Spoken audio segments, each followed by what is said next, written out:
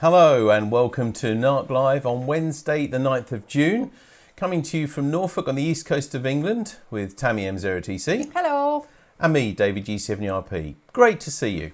On tonight's show, we discover the magic of 6 metres with the UK SMG chairman Chris Deacon G4IFX.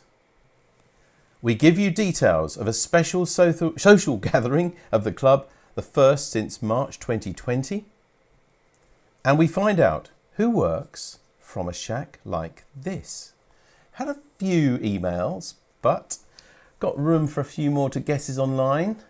So, if you want to guess, you've got about a few minutes to put it either onto Facebook or onto BATC, a comment whose shack you think this is. And my clue, there were a couple, but I'll give you one of them.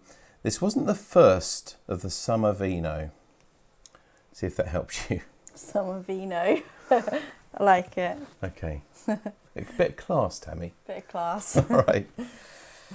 Now, first, really pleased to announce officially for the first time tonight, we mentioned that we might try and do something at the AGM, but this is the first time we're going to announce that we are going to have a Barford Radio Social on Sunday, the 4th of July.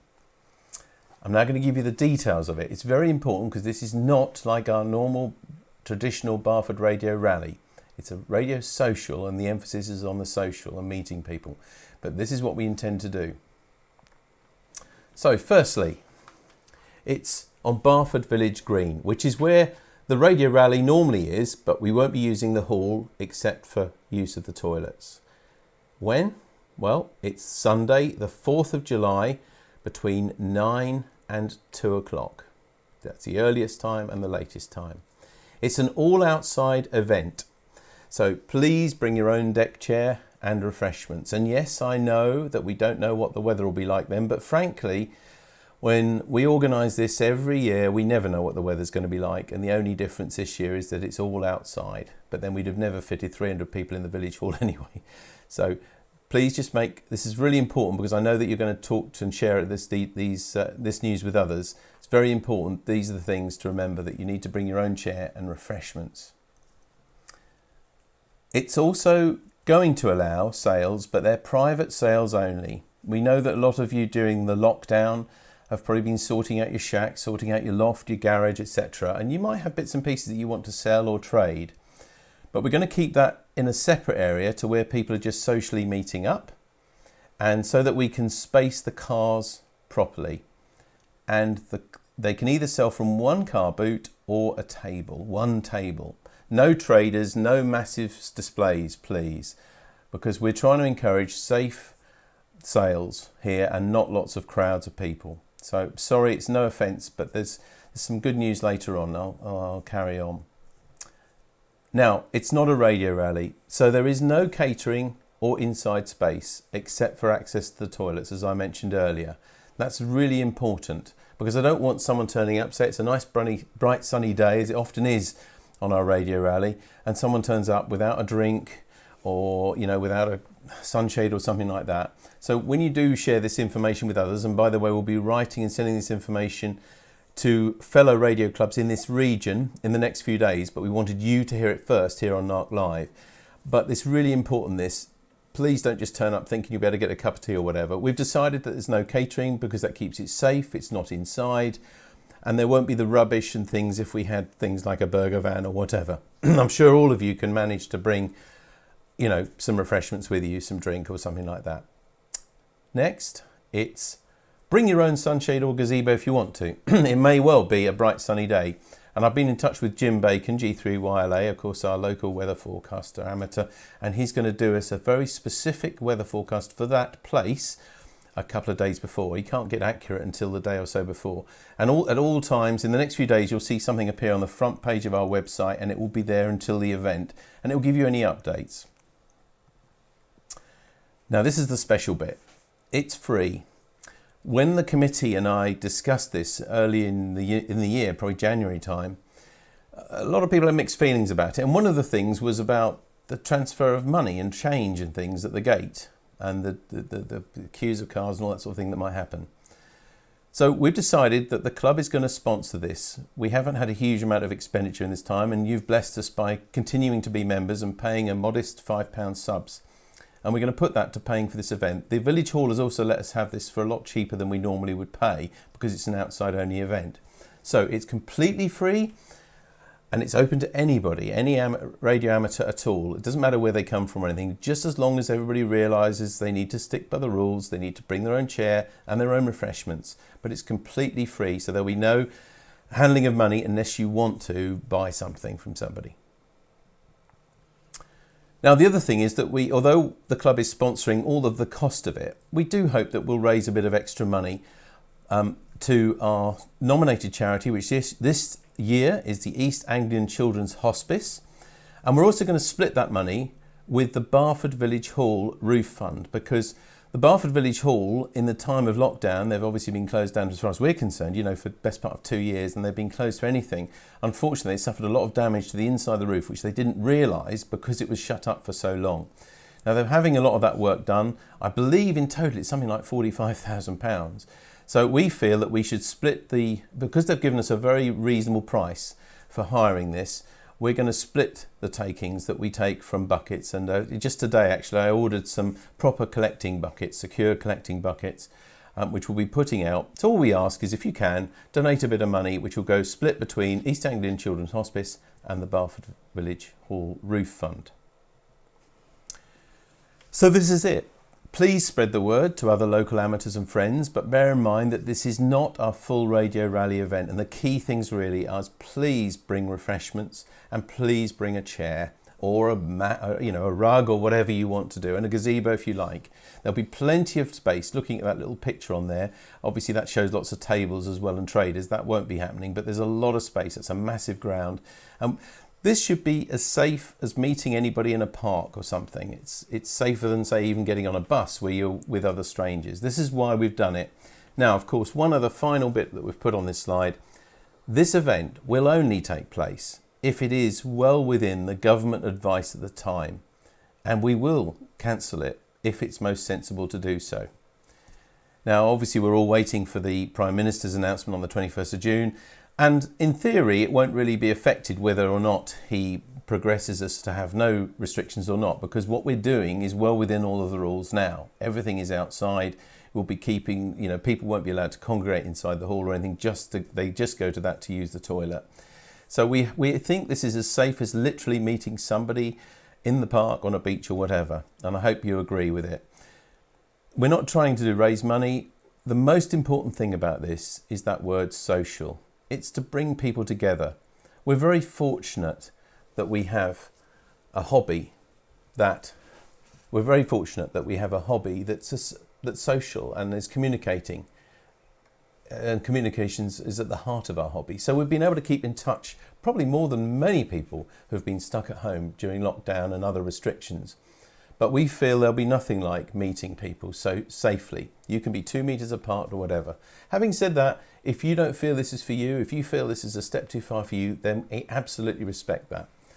But I feel, I suppose, as the chairman of the club, that we needed to try and do something this summer to try and bring a few people together in a safe way. And after lots of consideration and taking lots of advice and talking to lots of friends and colleagues, we feel this is the best thing to do. So please put it in your diary. If you feel that you'll be feel safe to go and do that, tell others as well. 4th of July between 9 and 2, and it will be free. And I hope that everybody has a good time and meeting up with people socially distanced and safe. Next to other club news, the Koblenz Sked is something we do every month, and it's this Saturday, the 12th of June at 10 o'clock local time on 7.135 megahertz plus or minus, and there's a local call in on 145 250 megahertz.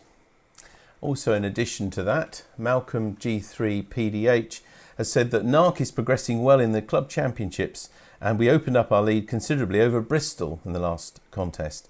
The next contest is CW on Wednesday the 16th of June. We're getting towards the end of the series now, so it's quite important. Next, we heard from Gordon G0HQJ, and he said, a bit of a somber one this really. David and Tammy This may just save a life if you decide to show it. This is me, having just completed 7 weeks of radiotherapy for prostate cancer on the 21st of March 2017. In all, he had 35 sessions, 5 days a week, weekends off for good behaviour. Like the outfit, he says. Most importantly, he says it's painless, and the worst part was finding a parking space at the hospital. But his serious message is get checked. He did, and he caught it early. Now, Nigel 2E0NLK has also sent us some photos this week of his new mast and antenna array. He says the antennas on the tower do belong to him. The bottom one is a TA33 that used to be Pat Gowan's G3IORs and works on 10, 15 and 20 metres. And he's also found out that it will tune well for 6 metres and works quite well as well. So that's something we can talk about with Chris later on. The top one is a 5-element J-beam, only just put up some tests and good results come back from them. The tower is only 22 feet, although it can go up to 40 feet. There'll be a 2-metre collinear going on the top of this as well, and that will be the end of a very long project, about 10 years, he says. If you want to see what else he did, you can have a look at qrz.com at all the other antennas. And most importantly, Nigel would like to say a big thank you to these people. Robert Scarf, who gave him the 5-element J-beam for 6 metres. To Tony G0MQG and Julian 2E0DJR, who gave him a lot of help to put it up. And it's all working very well, and he just today, I think, or yesterday, was able to work into Hungary, he says. One thing he would like, if anybody has about 20 metres of VHF suitable coax, I guess 213, something like that they've got anything, then please contact Nigel either directly or you can come via us on the programme and we'll put you in touch as well. And thanks, from Nigel 2E0NLK. Now, have you ever heard, Tammy, about this sort of subliminal advertising? What's that? Well, you can you're watching something and then suddenly some other little secret bit of advertising or something like that comes on and you really have no idea about it. People are talking normally, they ignore it completely, but it's just a cheap way of getting a message to somebody. Oh, right. If you realise that you've forgotten something, say, or whatever, right. or you're trying to advertise something. But anyway, I've never seen anything like that myself. No, I haven't, so I'm sure nobody at home has as well. But just thought I'd mention it anyway. Okay, good. Good to know. Good. Over to you for your little people, traditional weekly look at little people. Okay, so little people this week is called, we're back on a train theme, I'm afraid. Well, don't be afraid. It's the best thing. And next to radio, of course. Radio's the first thing, but trains are the next best. Okay. Right, here we go. This is called the music train this week. Oh, cool. So we've got instruments as trains. There we go. So we've got a recorder there and a clarinet. I should have asked you if you knew what the trains were called, shouldn't I? Because you probably would have known. Well, as they're hollow and long and round, they'd be tube trains, wouldn't they? Oh, yeah. Look at that. Yeah, it's good, isn't it? I never see these generally before you show them, so that's lovely, isn't it? As usual, we show these once a week, but they're on every day. There's a new one, and it's fantastic to see the ingenuity of the way they put these things together. Miniature-calendar.com. You can go there to see lots more of those as well. So what have you been doing? We had a few emails this week from people, but we'd love to hear from you. It does help make the first 10-15 minutes of the show. So as always, send us details for anything that you'd like us to cover in the show to this address, radio@dcpmicro.com. That will get you to us, and if you can get it to us by 3 o'clock on a Wednesday at the very latest, then we'll be sure to include it in the show. Now, I'm not going to say it this week. It is that time. We've done this 62 times today. This might be the last one No, this I'm not going to week. say that. We've been doing a competition. This is the 62nd one every week, and it's called Who Works for Shack Like This?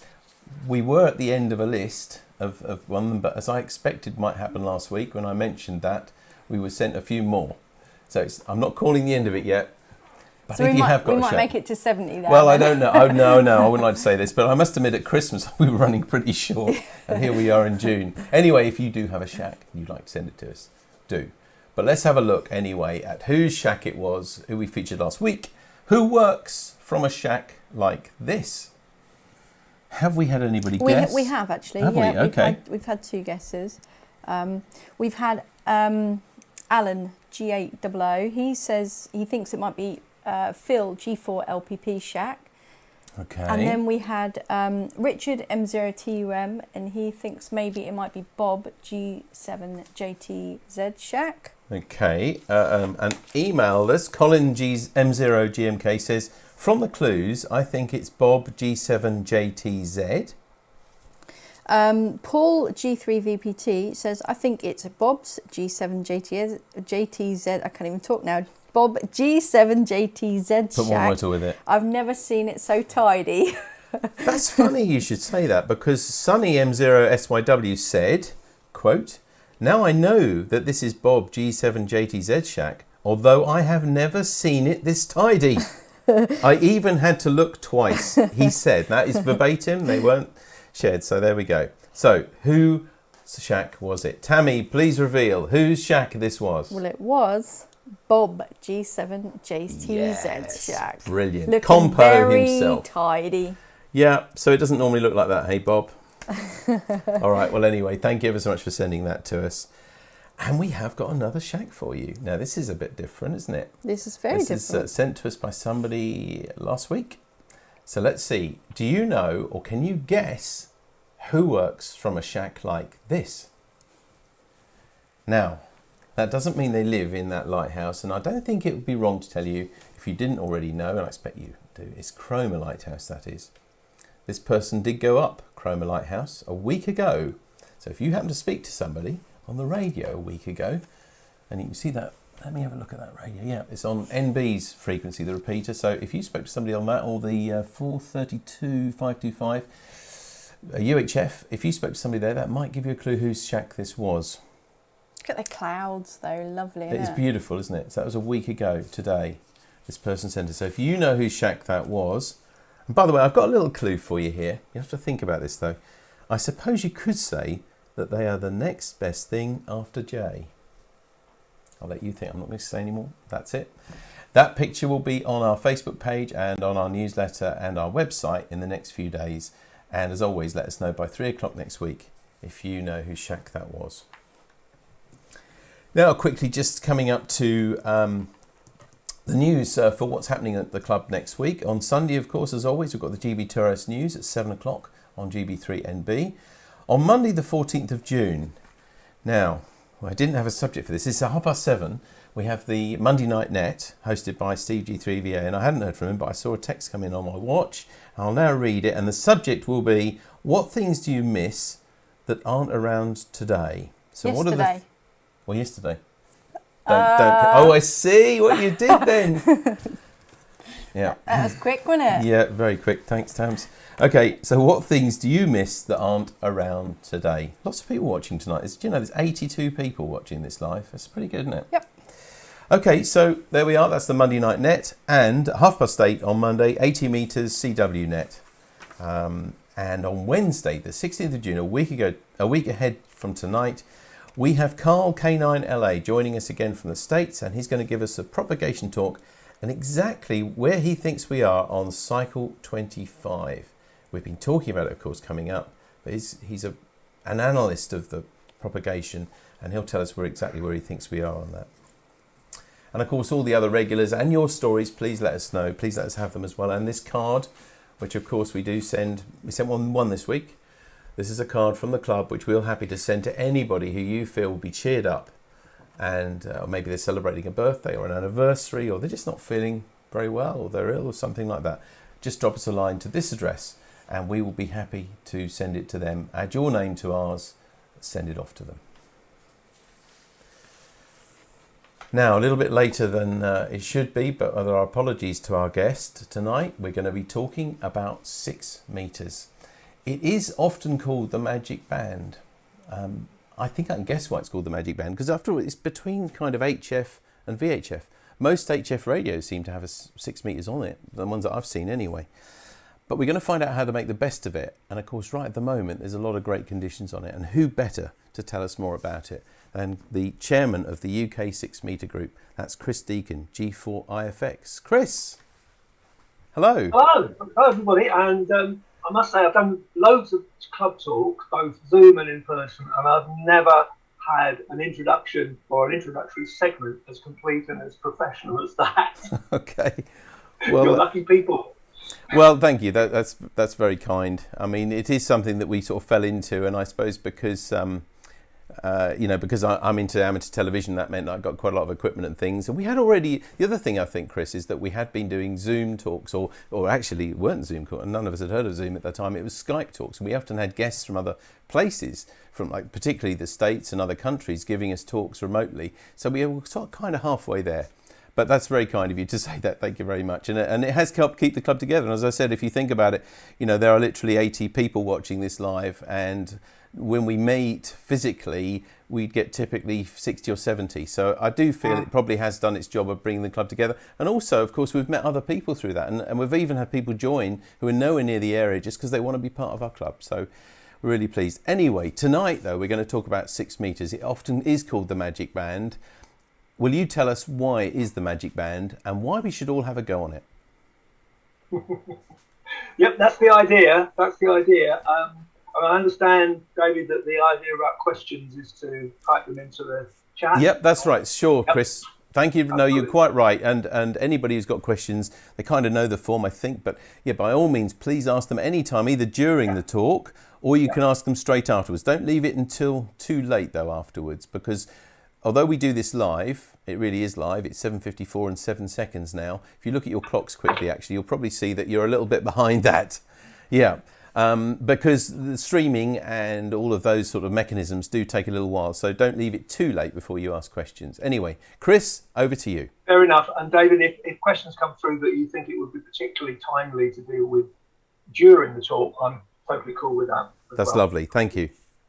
Okay, so David's given me a great introduction. Thank you very much. I've been involved with 6 meters, one might say addicted to 6 meters since about mid-80s.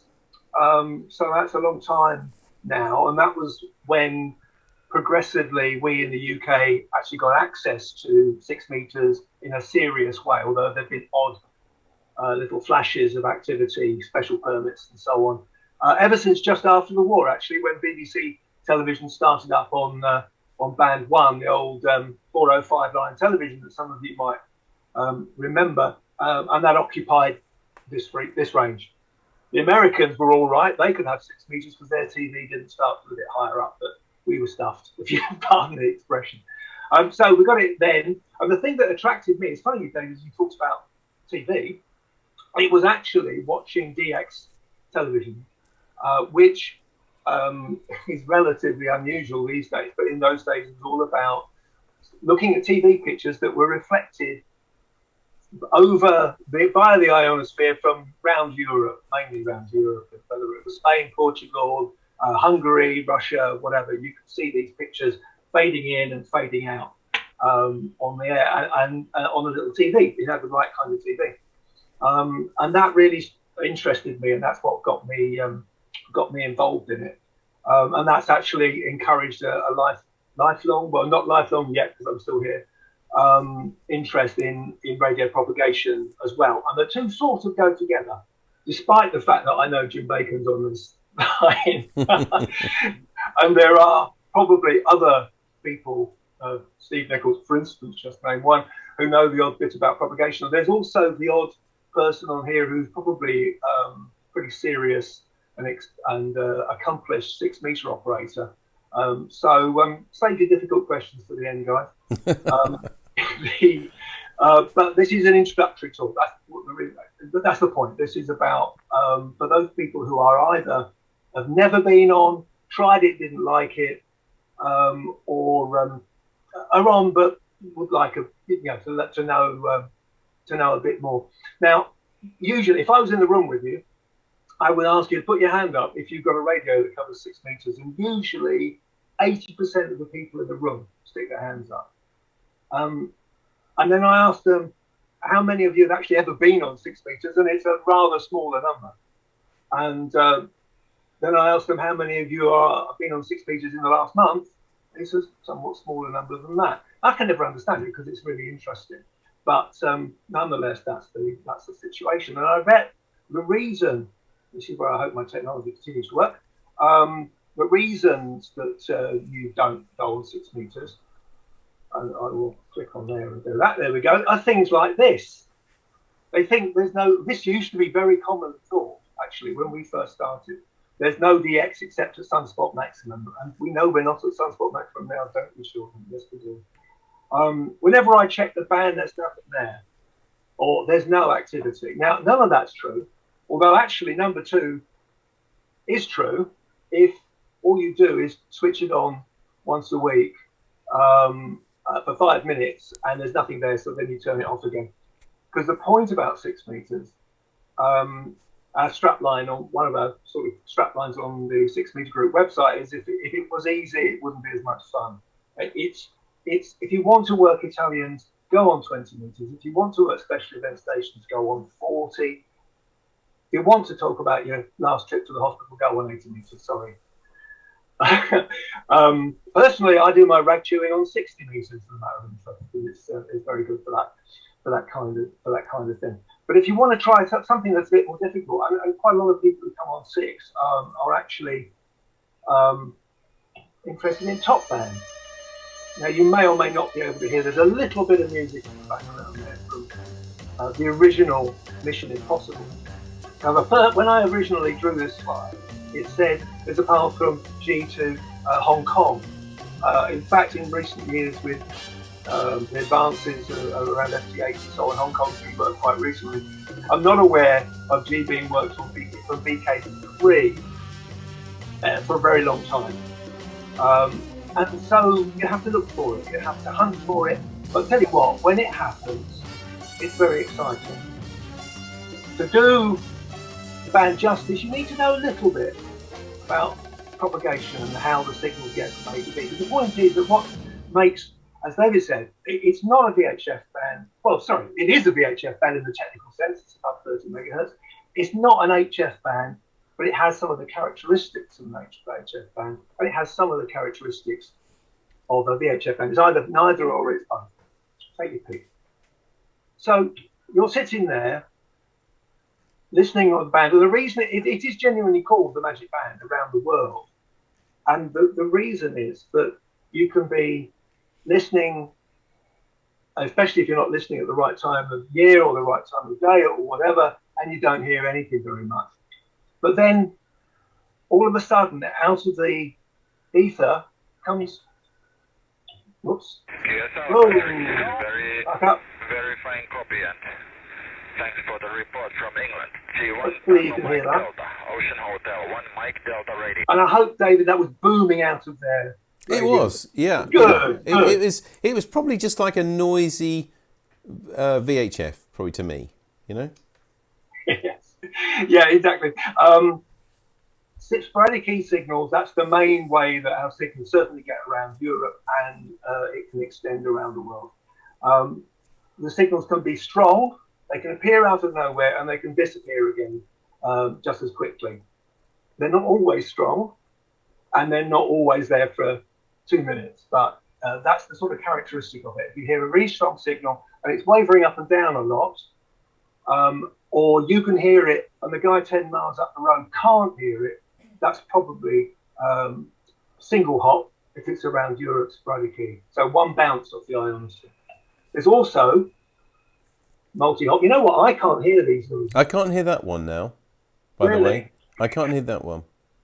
That's interesting. Let me just... that's interesting. It's probably because I started it. Got it now. You can hear that one. Looks to get about 5 and 9, no problem at all copying you here. And Italy Oscar 6850 Foxtrot, and then he missed John. Right, so that's sporadic key. You can communicate out to about 2,500 kilometers. And it gets rarer the closer in you get, because you need a more intense ionosphere to reflect it. But you can get signals at 300, 400, 500 kilometers, and that was GM3JIJ, sadly no longer with us, who was in the north of Scotland working somewhere down in the south.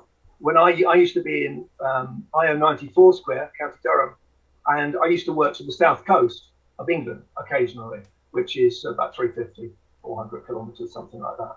Yeah, I'm sorry you missed the multi-hop one, but I think if I go back, it'll fail. It's because I went forward and then tried to go. I went forward one step.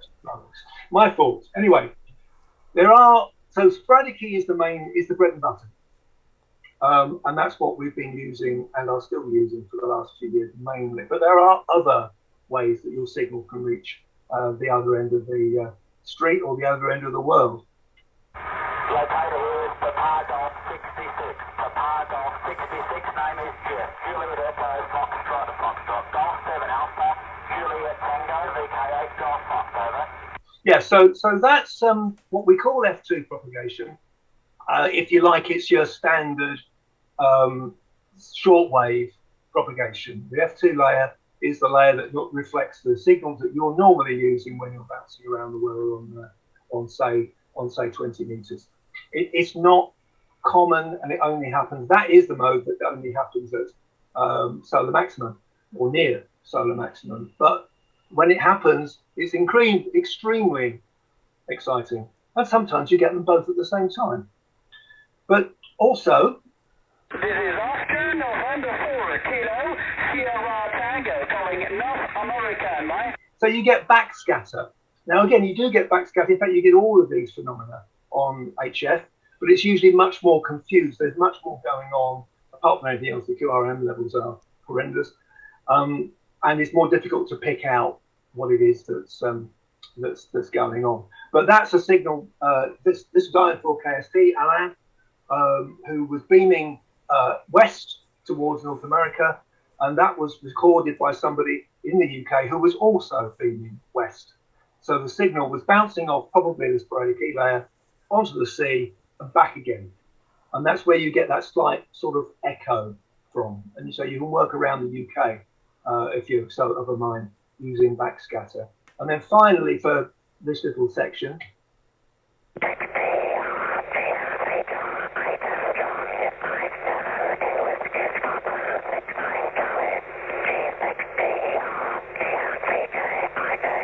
so that's propagation from an aurora. You know what? Maybe you've heard of the Northern Lights, the aurora borealis. As those electrons spiral down into the Earth's magnetosphere, they spiral around the magnetic fields, and they can reflect. They're conducting. Or rather, the assemblage of electrons is conducting, and so it will reflect radio waves. But they're moving very fast, and different points on that rotation are heading in different directions, and the effect of that is a Doppler spreading. We had our first aurora, something that tends to happen near solar maximum and on the way down, on the downward side of the solar cycle. And we hadn't actually had one until in the south of the UK here, because I'm in IO 91, so I'm south of where most of you guys probably are. We haven't had one down here since about 2015, I think. But anyway, there was one about 3 or 4 weeks ago. I was complaining to a Japanese friend of mine the other day. You're better off sporadically. You're further south than we are. And he said, yes, but I've never worked aurora. And it's one of the things. You beam both ends of the QSO beam north, and it bounces off, because that's where the aurora is. Plus, there's a whole load of other phenomena, and it's interesting and instructive to find out about it. And the thing is that as a VHF band, you can work FM on 6 meters. You can work tropo, normal sort of ground wave type range. Of course you can. But it's not that different from doing it on 2 meters, and particularly not that different from doing it on 4 meters. What makes it different is the way that your signal gets from, and what fascinates me is how the signal gets from where you are to where the other person is, and vice versa. And there's various ways of doing it. So just a little bit of propagation stuff. And I do this partly to reassure you that just because it's not the solar maximum doesn't mean there's no propagation on 6 meters. What you've got here is a slice through the Earth's atmosphere with the height above the ground shown here on the left in kilometers. Incidentally, the International Space Station is about here, just under the 400 mark. It moves up and down a little bit. So the International Space Station is actually passing through the outer reaches of the Earth's atmosphere and indeed the ionosphere. This line here, by the way, this is the daytime ionosphere, this is the nighttime. this line that looks rather like a face is a graph of the density of the ionization, the number of electrons that are free electrons that are what provides the conducting properties of the plasma that forms the ionosphere, the density, how many of those there are. And the reflections come at these inflection points here, principally on short waves of about, say, 20 meters. It's from this layer up here. And I've been talking about sporadic E or the E layer. If you're working on 3.5 megs, you're probably using the normal background E layer. These layers are created by solar radiation. Therefore, the more solar radiation there is, the more ionization there is. And conditions on 10 meters get a lot better, for instance, as we get towards the maximum of a decent solar cycle. The F layer, the F1 layer never gets strong enough to reflect 6 meters. The E layer, normal background E layer, never gets strong enough to reflect 6 meters. The F2 layer does, but only close to solar maximum. So for the last 5 years, that's not been happening. But what does happen all the time, it can happen in the daytime, more likely in the daytime, but also happens at night. It can happen at solar maximum, solar minimum. There's no clear relationship between the amount of sporadic E, as it's called, ES, as it's usually written, and the solar cycle. So the fact that we're at solar minimum has made no difference for the last N years that we've been doing it. In fact, if anything, there's a slight anti-correlation. Sporadic E is slightly less common at solar maximum because there are more disturbances to the magnetic field of the Earth. And the thing is that sporadic E is created by a different mechanism from the rest of the ionosphere. It's not caused by solar radiation. It's not caused by X-rays or extreme ultraviolet, which ionize the gases in the ionosphere. It's caused by meteors burning up in the atmosphere, creating metal ions, heavy metal ions, which are then pushed together by a thing called wind shear. And I'm sure Jim Bacon will have given you a talk on this at some point, so you'll all be experts at that. And what causes the wind shear is how you have to try and work out how you can predict the presence or otherwise of sporadic E, because the key's in the name, by the way. Sporadic E is sporadic. We know roughly what time of the year it happens. We know roughly what time of the day it happens, but you can't, or it's very, very difficult to say whether it's going to happen today. Even more difficult to say whether it's going to happen from here to any particular point today. Although there are some advances beginning to be made in that direction. So I must stress, you don't have to be a propagation expert to be successful on 6 meters, but a few basic things are good to know. So firstly, sporadic E, like I said, it's very strong, can be, it tends to come and go very quickly, it moves about from place to place, and you can hear something that your mate up the road with his much, much bigger aerial than yours can't hear. 6 meters is all about being in the right place at the right time, whether you're the guy with the big station or not, frankly. So sporadic E happens mainly between May and August every year. It started in April, actually, this year. The summer season started in April in the UK, and it was going pretty strong in May, and it's still going in June. It tends to peak mid-morning and early evening, a couple of peaks during the day. So when you get up in the morning, in fact, this morning the bank was open at, when I woke up actually, which wasn't that early, it was about 7:30 clock time. And there were a couple of VU stations, Indian stations coming through at that point on FTA. And eventually I managed to work one of them. VU India is not that common. It's not uncommon, but it's not that common. Therefore, there was a lot of excitement and interest in tracking them down and trying to work them. So the F2, when that happens, is mainly an autumn and spring thing. It happens around the equinoxes, near solar maxima. You'll know when that starts happening. Backscatter can be either, and obviously it's in terms of time of the year, it occurs at the same time of the year as the basic propagation behind it. Aurora can happen at any time, but is more common near the equinox, and there'll be an increasing number of them, I think, over the next year or two, couple of years. There's a special one called Transequatorial, which I'll talk a bit more about in a little while, briefly, but is likely to start happening again soon. It doesn't happen at solar minimum, but it happens. Well, the reason I've said here, it happens away from solar minimum. It doesn't. You don't have to wait till solar maximum. And then there's meteor scatter and the other modes that I talked about. 50 megs, 50 and 70 megs are pretty much ideal for meteor scatter because of the combination of the properties of the meteor trails and the wavelength. So GEP, I just wanted to mention this because it's something that people who've been on the band for a few years may never have come across in the same way as they won't have come across F2.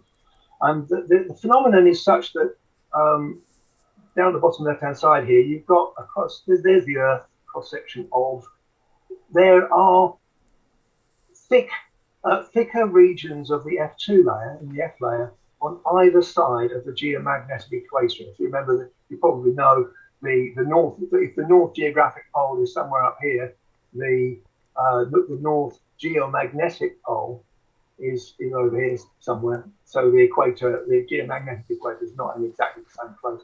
But what that allows is a signal to go from here, then a chord will bounce across to the other intense patch and then down again. There's some electrodynamic processes that cause this this concentration of ionization about 15 degrees either side of the equator. And what that allows is propagation, like here, for instance, between stations which are roughly the same distance either side of the geomagnetic equator. This has been happening for the last 12 months or 9 months in South America. It's also been happening in a similar way between Japan and Australia. It will happen at some point between us and South Africa, but it hasn't really much yet. And I should say that just because it stops roughly either side of the equator here doesn't mean that we can't work it in the UK, because if you've got a bit of sporadic E up here, you've got one bounce of sporadic E off a bit of the Mediterranean, and there you are down to South Africa. There is also the possibility, and this is quite common, 5, 6, 7 years ago, on this path down to this part of South America, down to Buenos Aires, Rio, and places like that, which we can't reach with pure sporadic E. And again, you've got a sporadic E bounce followed by a TP bounce. So I thought I'd mention that because it's something that it's a bit more specific, but it's something that if you've not been on the band for very long, you may not have come across.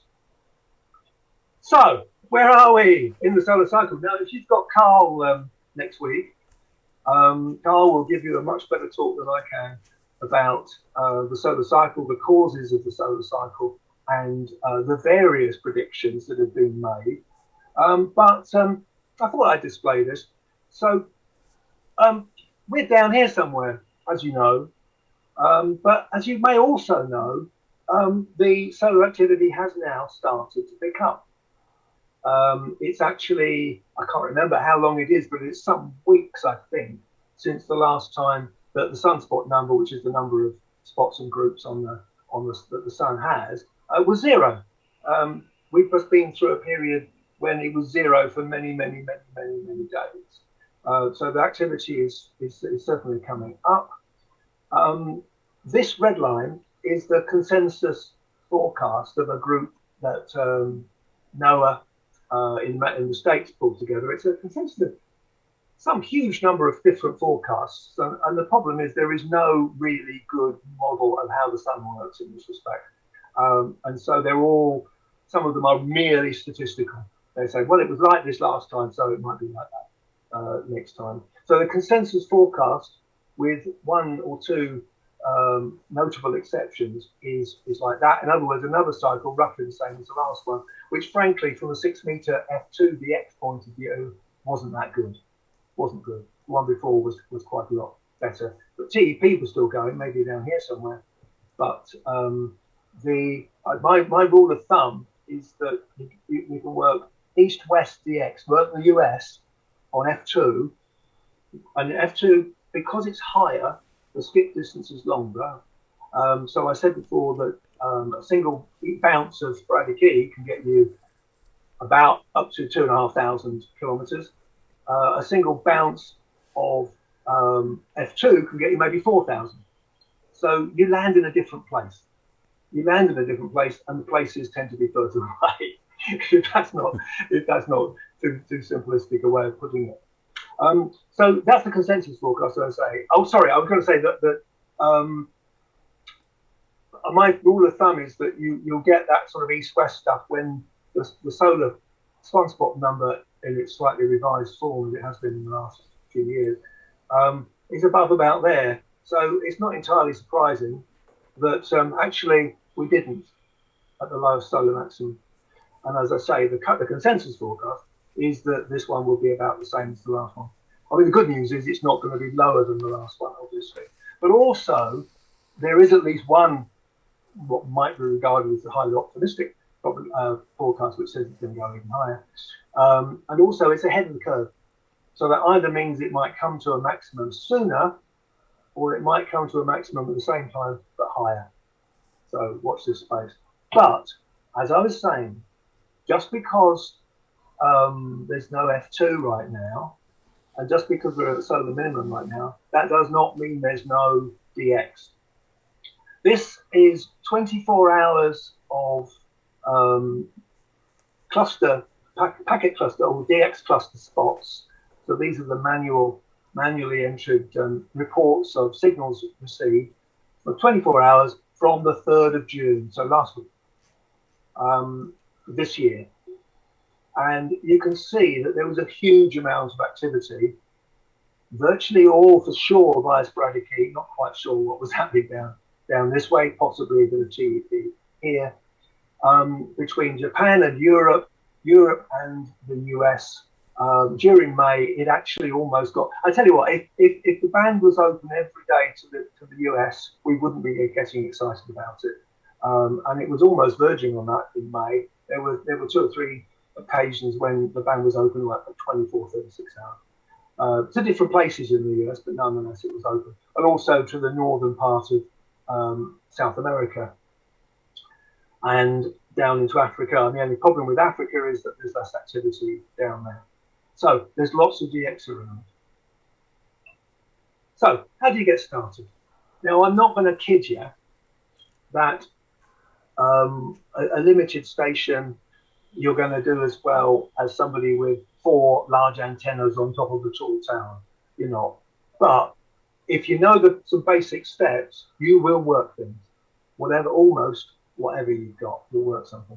So some people may not be very happy about this, but FT8 is now the main mode for working DX.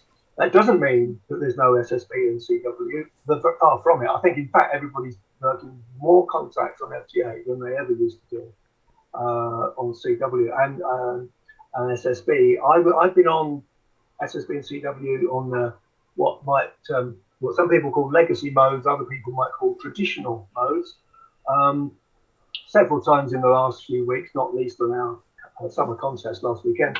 And there's plenty of activity around, perhaps not as much as there used to be. And a lot of this concentrated on FT8 because it works, but nonetheless, it's there. And I worked half a dozen stations in the US on CW last week, for instance. CW has always been better than SSB for working long distance DX. FT8 simply performs better. It's not quite as fast as good CW, actually. But in terms of the threshold, the weakest signal that you can work, it's definitely better. There is FM activity. Don't give up if that's what you've got. I used to operate mobile on my way. When I had a proper job, I used to drive to and from work, and I used to play on a local 6-meter repeater on FM. And also digital TV. There are some experiments going on for TV, and I would hope to see David on the air on 6 meters on digital TV in due course. What they need to do is to find the right protocol that will actually survive reflection by the ionosphere and still produce a useful picture at the other end. I don't think, personally, there's a lot of point in going to all the trouble of going on 6 meters if all you're going to do is work the same stuff as you would on 147. But that's not my personal opinion. I'll be quite keen on working on the XTV. It becomes a thing. There's a page on the UK 6 meter group. I'll expect a few plugs, by the way, not just the logo in the top right hand corner. Oh, you've covered up the logo, David. Sorry about that. Picture, how dare you? Anyway, all right, well, lose this picture. It's not. There we are. Which is prettier, me or the logo? Well, I, if I knew you a bit better, I might have made a comment about how loud your shirt was, but I won't. It's not loud. It's very discreet. Anyway, there's a particular page on our website called New to 6, and that's specifically aimed at beginners. So, how do you get started? What do you need? Well, a starter station, 10, 25 watts, 50 watts if you've got an intermediate license, with anything that can tune up on 50 megs. It's worth it. It really is, especially at this time of the year. Remember, I told you it's between May and August is the peak time, and June and July are the peak time. By the way, that doesn't mean that it's open 24 hours a day, every day, but it's open somewhere pretty much every day in June, somewhere in Europe, from here to somewhere in Europe in June and July, mostly. You can put up a vertical, you can put up a dipole. I started with a dipole, or a small beam, an HV9CV maybe. There are quite a few people who are active with indoor aerials, some of them with a beam inside the loft, that kind of thing, a small beam, obviously, 2 elements or something of that sort. I suppose the average station is a normal rig with 100 watts out and a smallish beam. Even a 5-element beam, compared to a 5-element beam on 10 meters, let alone on 20 meters, is really quite small. That's one of the advantages of 6 meters, is that you can actually put a beam antenna up. Chris, quite a few of the collinears 270s also have a 6, don't they? So if you use a triplex or something, I mean, how effective though would that be if you were encouraging somebody to have a go at 6? Are we going to get anything meaningful using a collinear? Yeah, I'm sure you'll be able to work around Europe if you're there at the right time, be at the right place at the right time. You'll hear things on your collinear. You could be 10 miles away from me and I might not be hearing whatever it is. So it's definitely worth doing it. But as I said, let's not pretend that G8BCG on a hill in Cornwall with his 4 8-element antennas is actually not going to do better than you. He does better than me as well, inevitably. The only disadvantage, I would say, of a vertical and to a lesser extent a horizontal dipole is noise, local man-made noise, which 6 is quite prone to. So that's the only disadvantage. You do occasionally hear stations that are strong signals here, but they can't hear you, and that's because of their local noise level. But even then, I wouldn't say don't go for it, is what I'd say. And then as you become more experienced or get more keener or whatever, then stations obviously they run high power and a biggish or big antennas. And again, there's more on that. Yeah, you did, as we were just diverting a little bit, Julian 2E0DJR has just put, what about those on low power, something like 10 watts? Is that going to get you? You can certainly still work things. I mean, for heaven's sake, if let's imagine you're an SSB, and you're hearing some guy in Europe, in Italy or Romania or Poland particularly, bloody hell, they're strong. He'll be 5 and 9 plus lots I assure you. And so there's still plenty of headroom there to work things on 10 watts, definitely. I mean, like I say, I'm not going to pretend you'll obviously work more things if you've got 400 watts than if you've got 10, but it's definitely worth trying, and you might get hooked. Yeah, so QRP is viable on 6 meters. Most definitely, and in fact, that's a perfect lead-in. Oh no, not to that. Just in a moment, maybe I should have put these slides in the opposite order. There'll be a lead-in. There'll be hold that thought. Okay.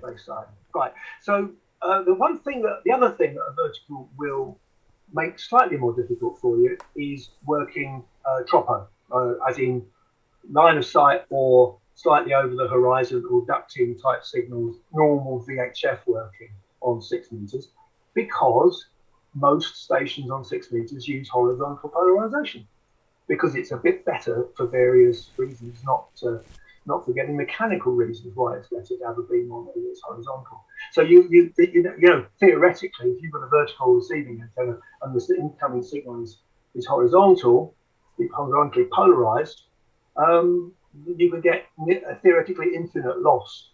You know, none of the signal would be appearing on the vertical antenna. Now, in the real world, it's more like 20 dB, 10 dB, something like that. But nonetheless, there is a loss.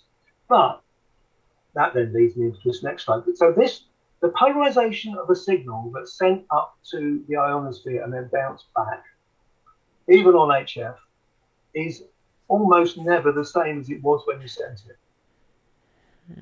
This is a slide from my own research into propagation effects and measuring the polarization of beacon signals. So this is from Beacon in Hungary. And this is a near real-time representation of the polarization ellipse. So you can see it's nearly linear and it's nearly horizontal, but it's jiggling about.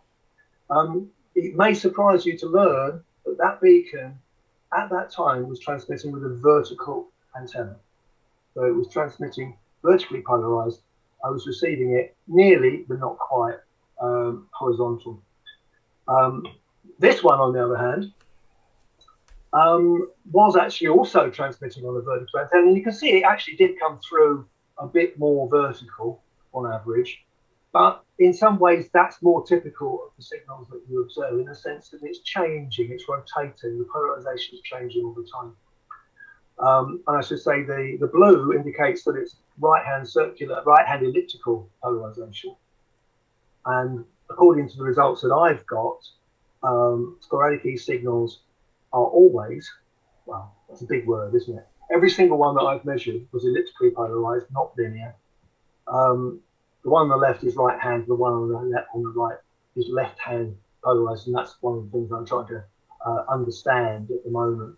But you can see also that the left-hand, the one on the right, which is from Slovenia, so almost the same direction actually, and almost the same distance, is constantly changing, and every so often it does a flick over and changes completely. So that's why your vertical antenna can receive signals from all around Europe and possibly from the States as well, despite the fact that they were transmitted with horizontal polarization. That was the reason I wanted to choose that. Plus, it's quite pretty, isn't it? So, a little bit about digital modes, because these days, as I say, a hell of a lot of the DX working is using FGA, as this display is. And we use it because it works. Long and the short of it, we use it because it works.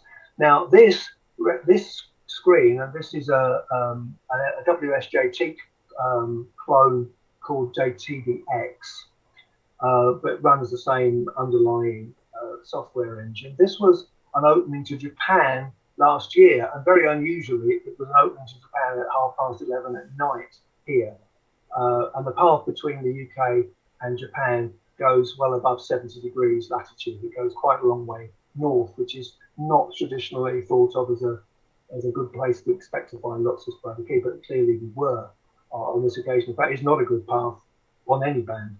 Back in the days of F2, the only way that you could work Japan we found on CW was if both you and the Japanese station being at the Indian Ocean, and there was some kind of side scatter over the Indian Ocean.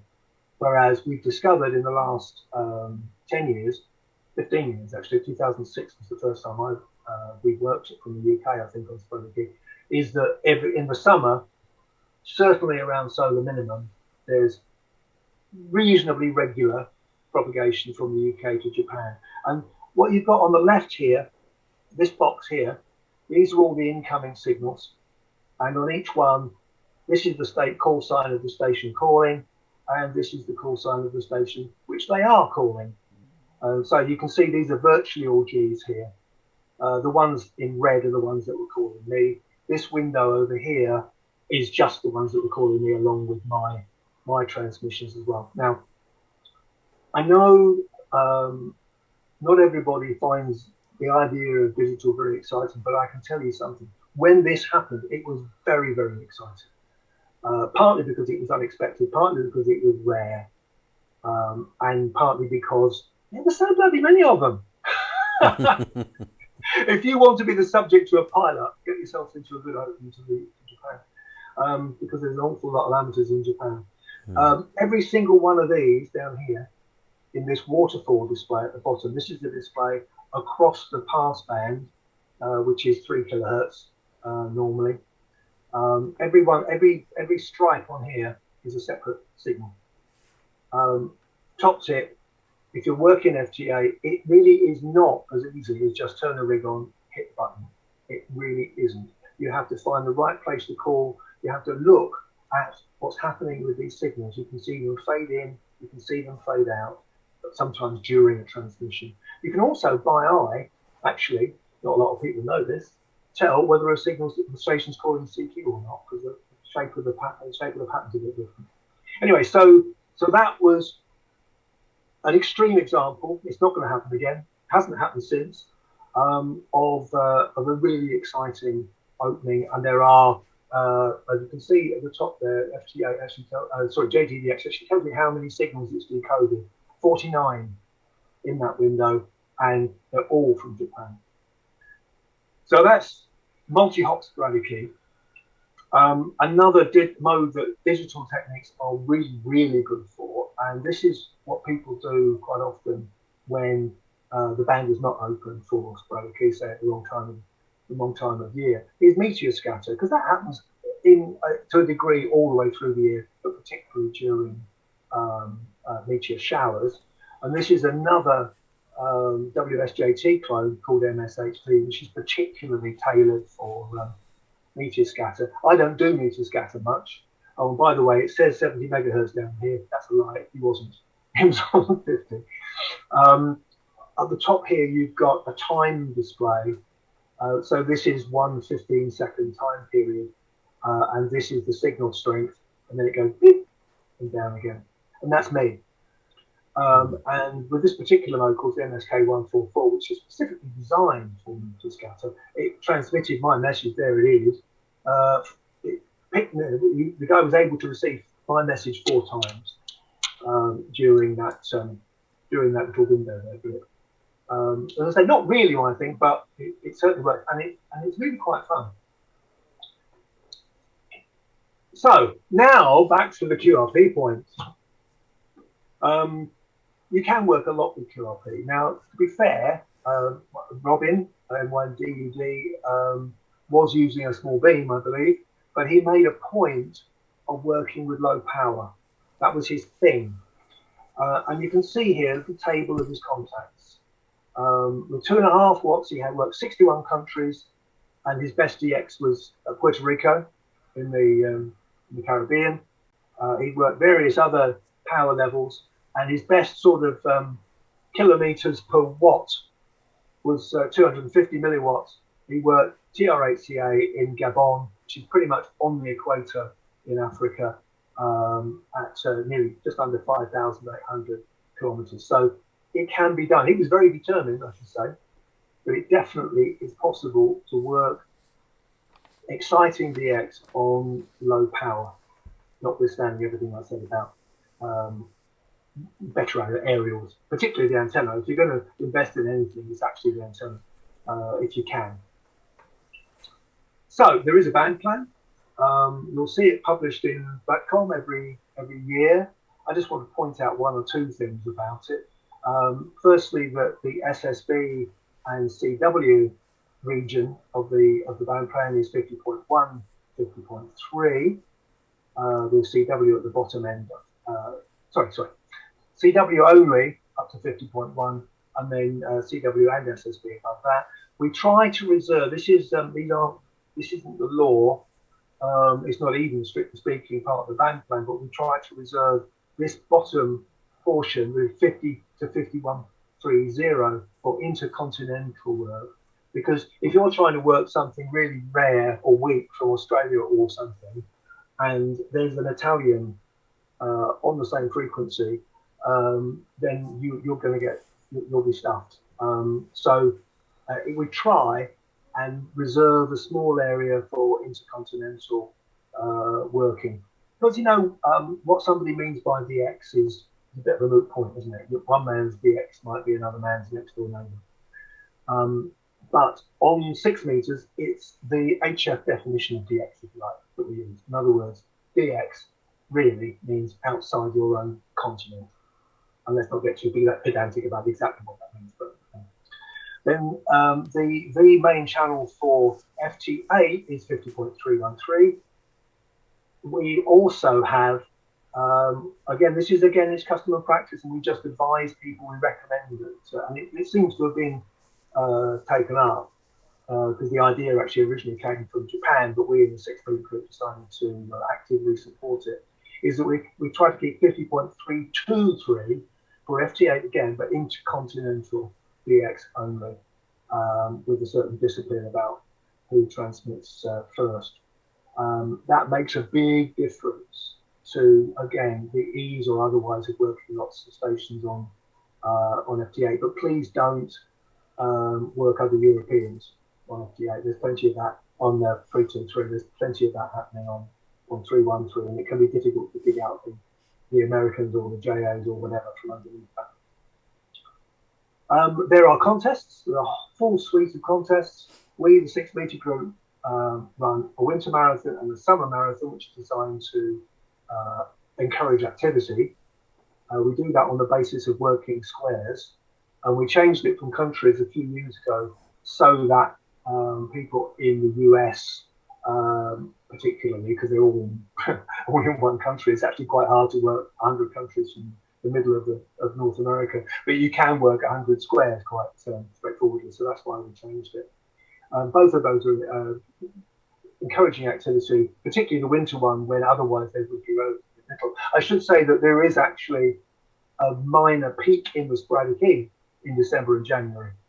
That's why we picked for that period. And then we had at our conventional summer contest, although we don't allow digital modes in our summer contest, in the first full weekend in June, which was the weekend we just had. And it's a 24-hour contest, and I'm afraid conditions were rubbish for that period. So that's just the way it goes. Well, I say conditions were rubbish in the UK. There were people entering the contest from Cyprus, and I hear they did rather well. Then the RSGB has a monthly activity contest, one of the series that goes across all of the VHF bands, and then a range of dedicated contests all the way through the year. So if you like contests, there's lots of it there. And also, it's a time when you'll work most other G stations, if you see what I mean. It will be during contests, because it is a fact that most people in SIPs are particularly interested in working other countries, via sporadic or whatever. I've just got a comment for you, if I may, just briefly. Yeah. From Wolfgang DL1BJV. I'll give you a chance to have a drink as well. In Deutschland, he says, only horizontal polarization is permitted, which is interesting. Did you know that? Yeah, they've still got quite a lot of restrictions in Germany, unfortunately. And the reason for that is to minimise potential interference to vertically polarised other services. Right. So would that mean? I mean, you obviously there are some tricks and about working most bands, but with this, so that means that really you're going to need horizontal to work Germany normally, or will it? No, Is it not bear in always the mind case? what Yes, that's right. Yeah, said. yeah. So if you're trying to work Germany on Tropo, and obviously the nearer parts of Germany, in other words, through the lower atmosphere, then the signal arrives in more or less pretty much the same polarization as when it left. So in that case, you've got a cross-polarized situation. But if you're trying to work a station in the south of Germany, the north of Germany, via sporadic E, he'll be transmitting horizontal, but by the time it arrives over here, it could be anywhere between horizontal and vertical, and will probably be elliptical as well. Wow, yeah. So, and if you think about it, if I'm transmitting horizontal, but it arrives at the other end vertical, but actually somebody receiving it on a horizontal aerial is going to be cross-polarized. Yes, yeah. And the reality is it does this, and actually you're no worse off with one of them than you are with one of them. Yeah, no, I can see that. That's why I asked. I thought it was relevant to ask you there and then, because it's clearly not straightforward as normally. You'd obviously try and stick to the same polarization, but then you don't on HF, do you? No, true. We use 8 vertical antennas partly because they're just more practical at lower frequencies on HF. And if there was a huge cross-polarization problem, then we wouldn't be working on that for those verticals. Thank you, Chris. My pleasure. That's what I like, actually. People are actually listening.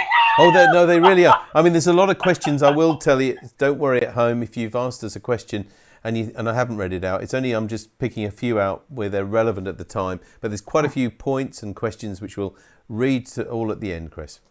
Great. Look forward to it. Okay, so that's the contest. So how to be successful? These openings, as we call them, they are often strong, but they can also be short and weak.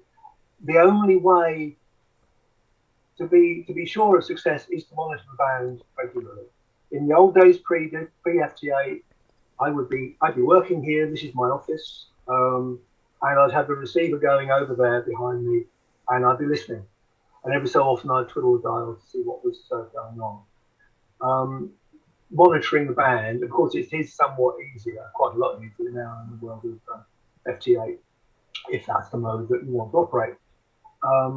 Learn enough about propagation to recognize it in the sense of saying, well, that sounds like a sporadic key signal, because that tells you that it'll probably be there quite strong and then it might disappear. But if you listen a bit longer, it might come back. Other modes behave slightly differently. F2, for instance, when that happens, signals can be really strong actually, but they can be weak and they vary rather more slowly. It's worth using particularly actually on4kst.com chat page where you can get loads of information as well as exchanging information directly with other people about what they can hear at a particular time. But early warning systems are always helpful. The ordinary DX cluster, and there's a set of others, and I'll list them out at the end. But just as on HF, it's always best to find it yourself rather than joining the cluster pileup when something rare has been posted on the cluster, because you stand much more chance of working it if you're the first one to get it. Sounds obvious, really. Learn good pileup technique, and this is not a lecture on pileup technique, but when and where to call, make sure you're listening when he's transmitting is a sort of a key watchword here.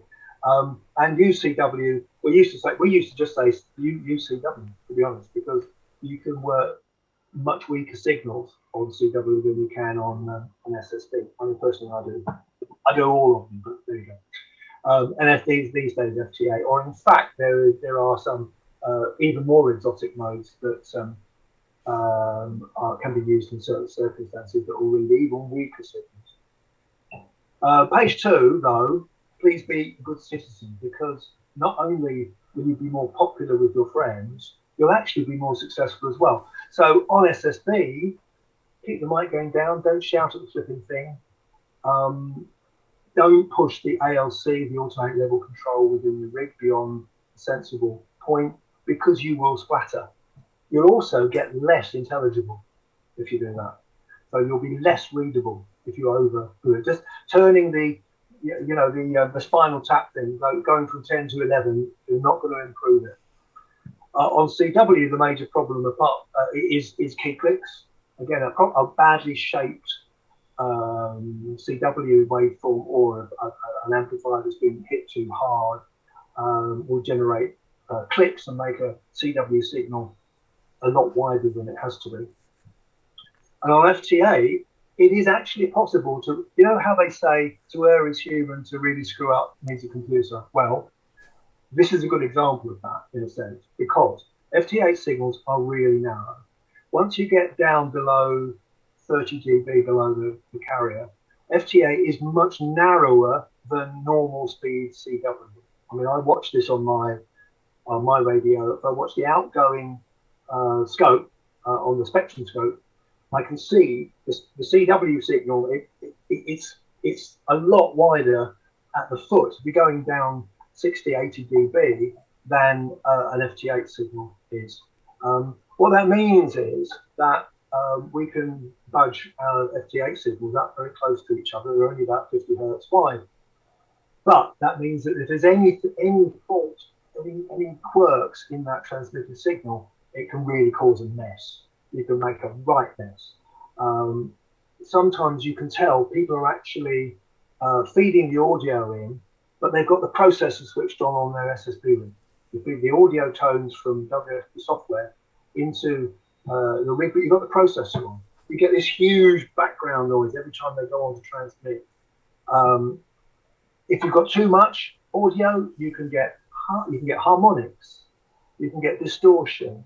A particular problem, actually, is that if you've got hum on your audio lines, or you've got ripple on the power supply, you get regular sidebands on both sides of your signal.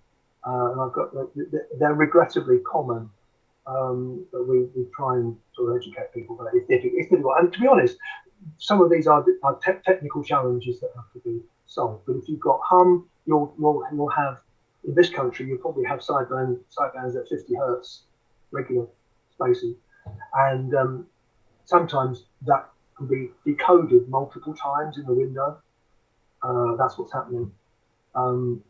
And if it's hum in the power, if it's the power lines, it's more likely to be 100 hertz. And if it's in the state, if it's an American station, they're 60 and 120. They really are hertz different. So transmitting, I said before, try to be listening when the other guy's transmitting. That's obvious, really. I mean, one advantage of the digital stuff is that your synchronized transmits can receive in 15 seconds or whatever periods, but you can still be transmitting at the same time as the DX. So we have a rule of thumb, a sort of best practice that Europe tends to use the first period when we're transmitting towards North America or Japan. That's been agreed with the Japanese in particular. But just listen, but see what other people are doing. It's pointless trying to be totally systematic about who's on in which period when you're within Europe, to be honest, because the person who's interfering with you most is probably 1,500 kilometres away, and he might well be beaming at you. So there's a limit to how sensitive it is. But rather than just transmitting blindly, look and see what's going on. Synchronize yourself with the other people in your country or in your area, and also so that you can see the DX when it comes in. Watch that waterfall, as I was saying before, because you'll be able to tell more about what's happening. It's unusual, finally, to split offset. That's the audio tone that you're using within the 3 kilohertz. It's unusual to land on the same frequency as the other guy, because if you think about it, if 2 or 3 people do the same thing, none of it will be readable. When in fact, the other guy's receiver can decode you wherever you are. The challenge is to find a channel, an offset frequency, an audio frequency, which is clear at their end, and that's not always easy. So if you're failing to get through to somebody, one thing to try: stop transmitting, see if there's somebody else on that frequency who's come up maybe since you started, and even if there isn't, consider moving somewhere else, because there might be some similar flying at the other end. It's a bit like if you're in the CW pileup, if you're into that kind of thing, if you're calling a big expedition and they're tuning from on CW from say 1 kilohertz up to 5 or something like that, you pick your frequency within that range to avoid everybody else. Right, that's enough about that. But so I'm not trying to make it sound too difficult, but nonetheless, these are techniques that will help you. So here are some useful resources. Wouldn't I promote the UK 6 meter group website, which has on it an assemblage of DX information, including a map, which is plotting all the DX cluster spots. And you can hover over the blue blob or the red blob, and to tell you what call signs. But actually, ON4KST, as I've already mentioned, it's a really fantastic resource. That map that I put up of the 24 hours, it actually keeps a record of the 24-hour DX spot map going back quite considerable time. dxmaps.com is another website, and that picks up spots from manual spots, from Whisper, and from the next one on that list, PSK Reporter, and plots them on the screen. It also saves them. It also archives them. And I've just been looking recently at spots that were collected on a particular day in August 2018. In fact, the day I got some results for. So DX Maps, and also DX Maps is quite clever. It actually, from 10 meter, 6 meter, 4 meter, 2 meter spots, it will calculate what the MUF, it thinks the MUF is the maximum usable frequency at the midpoints of those various paths. And then finally, there's PropQuest, produced by Jim Bacon, that you know and love. I'll just say a little bit more about that one in a sec, because that's new. And obviously, you'd expect me to say, wouldn't you, join the UK 6 meter group? What else am I going to say? I would have worn my black UK SMG t-shirt, but I thought it was too dark. Lucky I'm not wearing a flowered shirt, actually. Right, so just a little bit about this new resource, this PropQuest thing. And Jim knows this because I sent him this picture this morning. And he is watching, by the way, as well. So I can see he's come up on the BATC. He's watching there. Yeah, he told me he was going to. Yes, no tricky questions, please. That's all I'm saying. So this map is from a part of Jim's site called EPI, basically Sporadic Key Prediction Index. I think that must be what it's called for. And this is from yesterday morning. Now, we have to recognise that this was after a long period of consistent sporadic key, particularly to the west, but also to the east from the UK. This map, though, shows the potential, and it's only a potential. It's like a weather forecast in that respect, and it's still under development. And I should say, by the way, that this is probably the closest to actually being able to predict sporadic key that anybody's got, professional or amateur. And it's based on Jim's weather knowledge, because one of the major factors influencing the production of sporadic key, apart from the meteors coming in, the magnetic field of the Earth changing, are weather effects that are coming up from below, and tides that are caused by the sun heating the Earth's atmosphere and making it expand and contract. But nonetheless, so on this chart, the blue means not much chance of sporadic key, and that means sporadic key over that point on the map. In other words, you're reflecting from that point over Germany or whatever. So if I point there, for instance, if you were trying to communicate from Ireland to Ukraine, you'd be reflecting from a sporadic key patch, and it's very blobby sporadic key about there. Not much chance. The yellow, and within the yellow, the redder and the darker colours are progressively higher and higher likelihood of sporadic key. So unlike DX Maps, unlike PSK Reporter, this isn't based on signals received. This isn't based on direct observations of sporadic key. It's based on the conditions that need to combine to produce sporadic key. And it's coming out with this pattern where there's not much in Northern Europe. And this was, as I say, this is after a period when there had been quite a lot, but very intense sporadic key down below. Now, I thought I would compare this with with what was actually observed. This map is from PSK Reporter, so these are signals that have been heard on FT8 and electronically reported into this website called PSK Reporter at exactly the same time. I looked at this at 5 to 9 clock time, and at the same time, these were the contacts that were being reported. And you can see every blob, by the way, that doesn't have a line on it is a station that's monitoring. Some of them are transmitting, then one with little sparkles on it. But the ones with the lines on are the ones where there are actual signals. So you can tell there's not much going on up here, like there. Just like the forecast. And there's loads going on down here. So this is a fantastic demonstration. By the way, Jim will be the first to admit he doesn't get it right every time. And this is still under development. But put it this way, I've got it on my desktop. And I regularly check it to see what the chances might be. That doesn't mean to say I've never heard any signals and there shouldn't be. You know, this says there shouldn't be there. But in terms of probability of success, it's a great tool. And this demonstrates it. And it was not a plant, it was just a test that I did yesterday and look at the result. So that's it. I hope that's not too long. It's easy to get on. You get good results with low power and simple aerials. It is addictive if you're not careful. And please join the UK 6 Media Group. Thank you very much. Thank you very much, Chris. Brilliant. Well, if that doesn't inspire people to have a go, I don't know what will.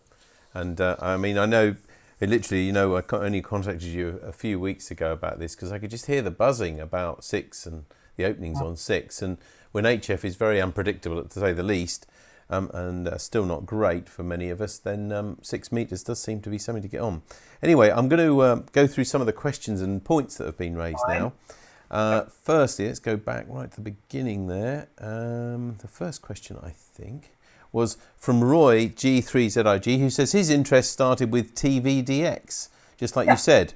Radio is behind him on 6 meters at the moment, so he's literally listening to 6 while he was watching your presentation. I should tell you, mine is as well, except I turned the screens off so that he's not distracting you. Right, okay, that's lovely. 6 is always on. Good. Tom Miller says, just over a year ago I was scanning and for once there was activity. I managed to work Spain and Italy. Most of the time though, he only had static, he says. Now his question for you though is where to look for in the band to save time looking all the way. And I guess you'll probably refer to what you just talked about with PropQuest. So it depends whether you're, well, if you're looking on the band, it depends whether you're looking on FT8 or something, or SSB. So on SSB, I'd be looking around 50.150, above and below that.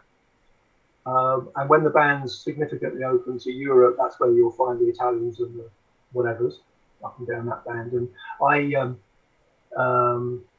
went on Call CQ once and worked 12 stations, I think, or something, week before last in that area.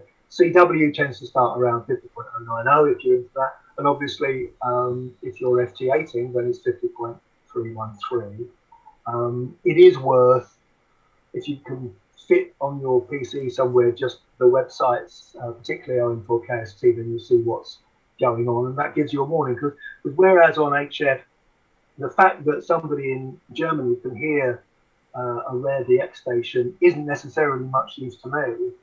On 6, we're always trying to think of where the propagation might move next. And it tends to move from east to west. So just because if somebody across the channel, if I'm on 6, for instance, and there are JA stations being worked in Belgium or Holland, or indeed Norfolk, come to think of it, then I know to wait and watch. Okay, thank you.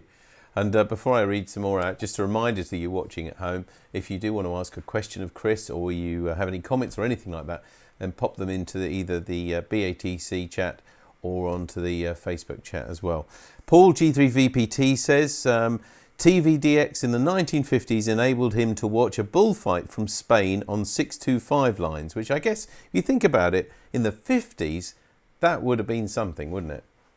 Absolutely, because they were a bit later than us in and putting up a TV station, they ended up with slightly better resolution pictures. So they went for 625 rather than 405 like we did. Funnily enough, Paul, I remember the bullfights. I mean, I'm talking now in the 80s, but I remember watching bullfights fading in and out, and slightly strange and idiotic experience. Because I can remember, the earlier televisions as well. They didn't always have the push button presets, which so you could just continually vary them. A TV, I guess, was kind of like a continuously variable DX receiver in the right conditions. Yeah, and that's how, if you had a TV, which maybe Paul did have, that was maybe a continental TV, they often had a continuous dial. And they used to have UHF and VHF often, didn't they, as well? Well, Paul, I know, was a TV engineer, so he would have had access to an awful lot of more televisions than most of us, because he would have them on his bench, probably repairing them and things like that. Andy M0NKR says, I worked 9M2 West Malaysia this morning at 5:13 Zulu on 6 meters. So there we are. That's an advert for you. Well, what time was that, David? 5:13 Zulu, so that would have been 6:13 our time, wouldn't it? Yeah. Well, you were up earlier than I was, all I can say. So I haven't worked 9M2 this year, although he did come through last year. It's one of those situations where you've got to be there and pounce. Yeah. You're there and you go. Yes, it's really good. It's gone. Over on BATC now, Rodney G0CBO says, can Chris explain a bit more about the beacon sections? Are they split for counties or just ad hoc? That's an interesting question. Right, historically, all the beacons on 6 meters, it was a bit different from the other bands, the other VHF bands in Europe. They were all at the bottom end of the band. Below about 50.080.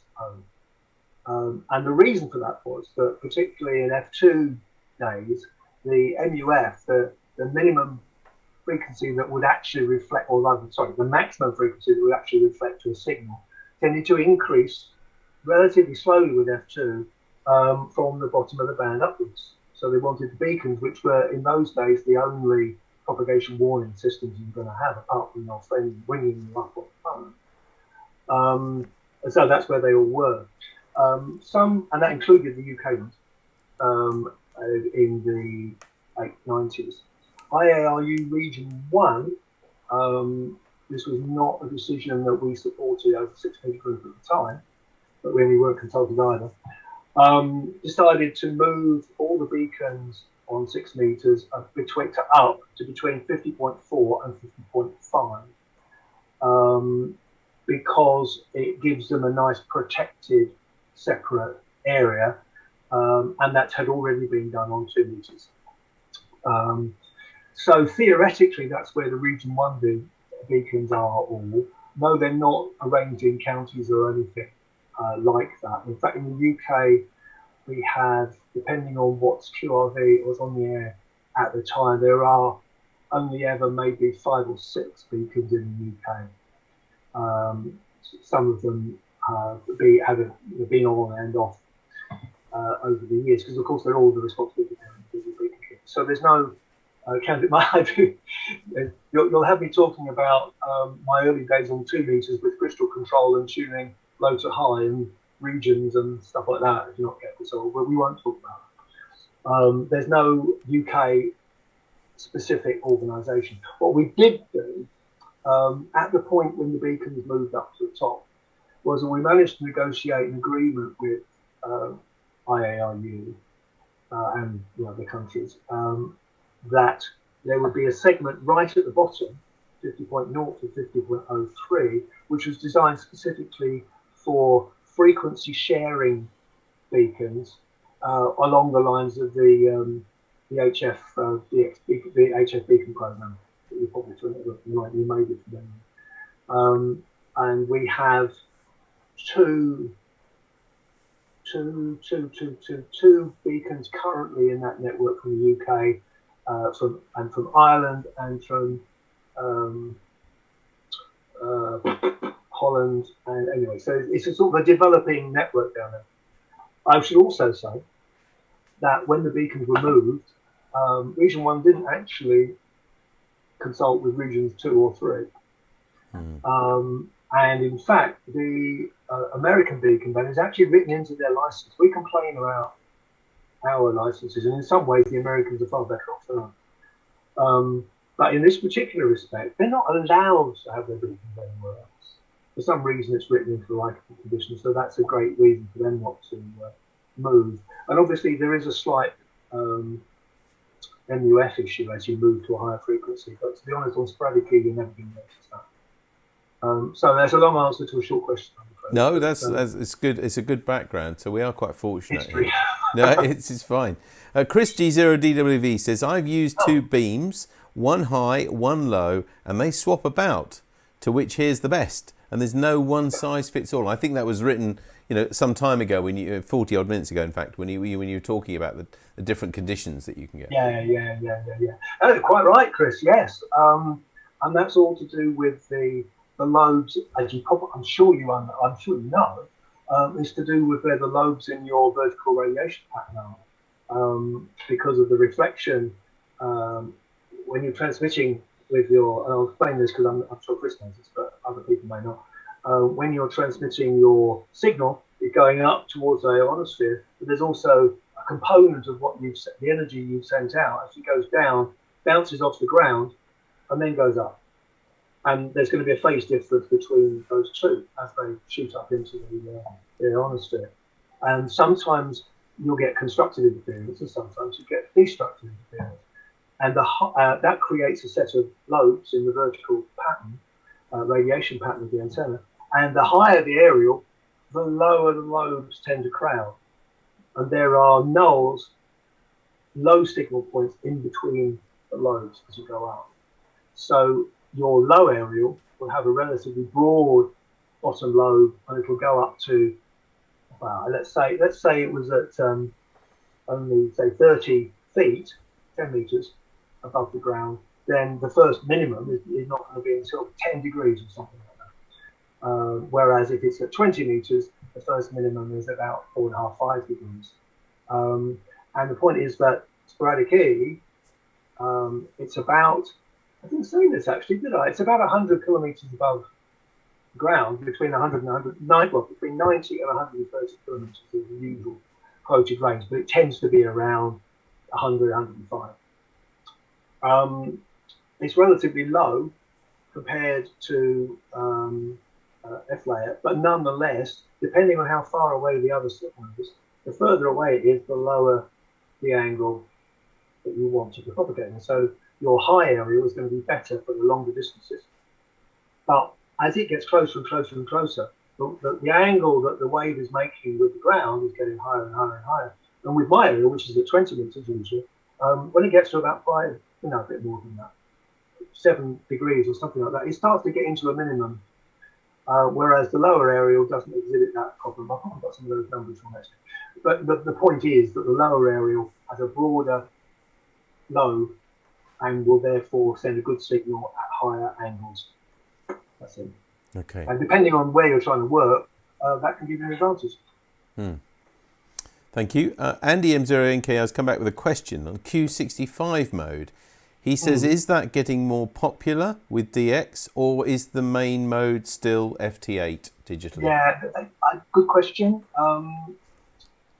I've been slightly disappointed with the uptake on Q65 because it has got a lot of potential, but it's never going to replace FT8, and it was never intended to replace FT8. It's very, very good at very weak signals. It's very good at signals where there are rapid variations in signal strength. So ionoscatter, toposcatter actually as well, or you might have meteor pings on top of your normal signal. And FT8 and in fact JT65 as well tend to get thrown off by that. So it's particularly good for that. And what you'll have seen on KST is that people have been setting up specific well, as I say, working random ionoscatter was going on back in sort of March, because there wasn't much else going on ionospherically speaking. And it was possible just to sit there and call the queue and somebody would answer you. So I did that. In the peak of the sporadic key season, if your signals are strong, they're there, and then they're not. You want something quick. You want something that you can get that advantage of having lots of signals within that narrow bandwidth, and FT8 is superb for that. But I did see some people.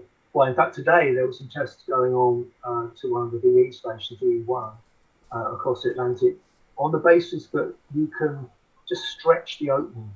It might never quite get far enough to open properly. But just as FT8 will allow you to work before CW will allow you to work across the pond, which in turn will allow you to work sooner than SSB will allow you to work across the pond. So Q65 will give you a bit of an advantage there, and it may be that you might never get up to the level that's strong enough for FT8, because Q65 it gives it several dBs plus being good at those fluttery, scattery signals. I've also seen, and I think this could be a real payoff actually, is some of the stations in Australia which this year have been very intensively trying to work into Europe, and they have successfully worked into Ukraine and the Med on FT8. But I've seen some of them trying to push it a bit further by using Q65 instead. Usually Q65 is used with a 30-second period, so it's slightly longer. Also, of course, those signals, as you undoubtedly know, are wider as well than FT8, so you can't fit as many of them into an SSB bandwidth. But I think it's here to stay now that it's in the full release of WSJT. Then I think it will be here to stay. It will take over from JT65 for any purpose, particularly moon bounce. But I don't think it'll ever be the mass market product, if you like. It requires just that much more personal attention to be successful. Okay, thank you for that lovely comprehensive answer, Chris. Actually, Andy adds to the end of that, his first serious season was last year. He managed DXCC with 5 elements and 400 watts. He says a lot can be achieved in a short time, but a lot of effort, he said. Yeah. And if it was easy, it wouldn't be worth it. That's right. Now, from Jim, G3YLA, who you mentioned. Oh my God, no, the answer's no. Excellent work, Chris. Thanks for the Prop Quest support. And now, your starter for 10. No conferring. He asks, how reliable is the notion that ease is midpoint rather than off-centre? Oh, very good point.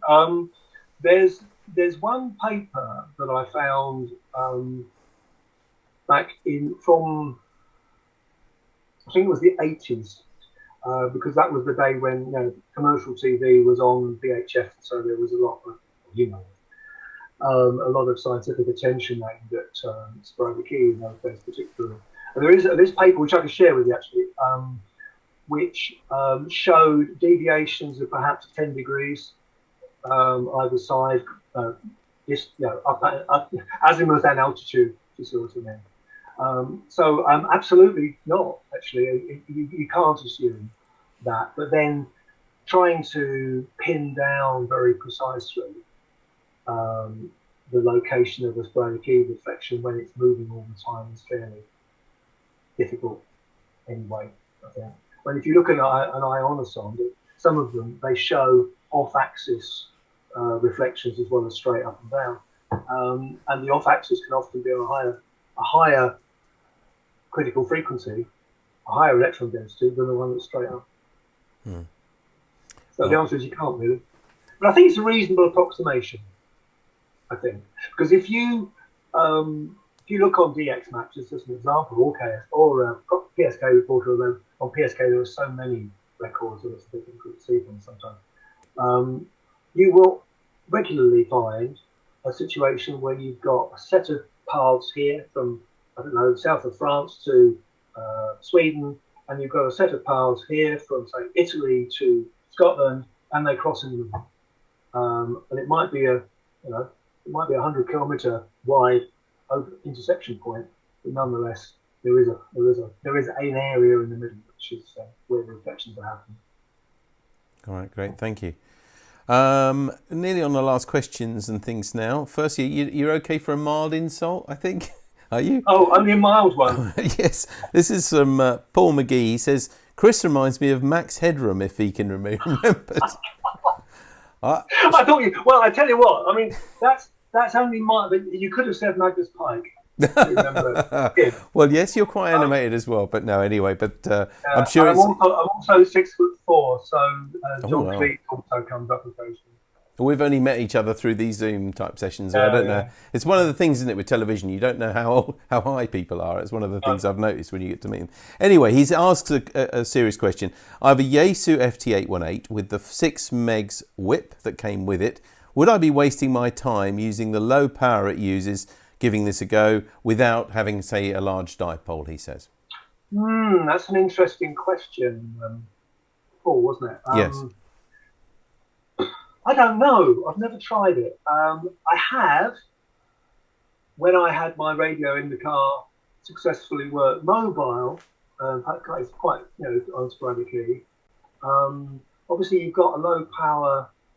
Well, put it this way: I bet if you were a summit, if you were doing SOTA, and you're standing on top of a hill in a fairly quiet location, and you could wave your whip around to maximise the strength of the signal that you're hearing, then I think you would work. If you're wandering the streets of London with tall skyscrapers around you, well, probably not. But I tell you what, I mean, please try it. This month is the time. If you're going to try 6 meters, now is the time to do it. And let us know. What about a bit of long wire just strung up? I mean, would that be reasonable? reasonable? There's only 2 challenges with long wires. In fact, I worked someone the other day who was on a G5RV, funnily enough. So there are 2 challenges. One is that you have to match it, obviously, into your radio. So assuming you've got an ATU that will match your long wire at 6 meters into your 50 ohm radio, then that's challenge number 1. Challenge number 2 is that the wire is, by definition, going to be multiple wavelengths long. And so the radiation pattern will have lots of loads on it. And if you're lucky, some of those will be pointing in the right direction. Okay, so that might be something to try, low cost, portable. The 818 is an ideal, low, very, very portable machine, isn't it? So yeah.